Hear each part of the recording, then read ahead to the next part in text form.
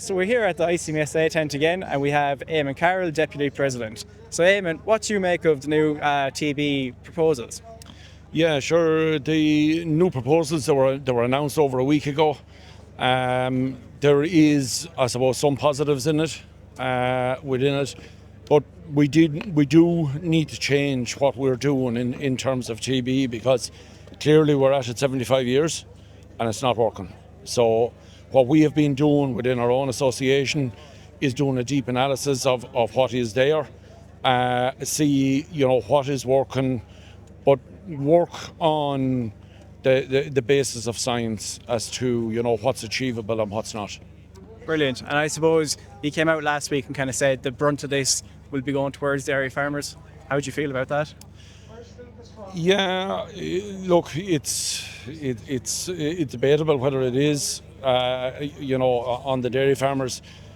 In terms of the reactors that are going down, again, looking at figures, 70% of the reactors that are going down is coming from the dairy herd. So there is an issue there. Having said that, the numbers are rising over the last number of years, and why is that? That's got to do with the expansion of dairy. So there is a number of things within it that you look at and see where we're going to move forward, and what's the best way forward going forward. Okay, brilliant, Eamon. I suppose one last thing is kind of there's good and bad to the proposals. Maybe can you pick out a couple of things that might be good and bad, or? Well, there's nothing good from a farmer's perspective. We do want less restrictions. However, we do live in a real world. We have to tackle the problem. Not saying that I'm siding with the department now in terms of this, but I suppose there's three main elements, I suppose, to it. One of them is the gift testing that's been introduced. There is positives and minuses within that, but taking the positives in it, when we start looking at statistics over a number of years, over a 3-year average, you're 5 times less likely to relapse, if you're using the gift test as opposed to not. So that's one thing. Second thing, as I say, is the herds that are going down. Typically 70% of dairy is in bother.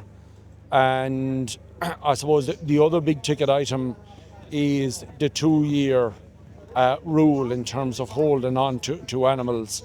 So when you look at that, there is merit again behind that. We have looked at the analysis of this.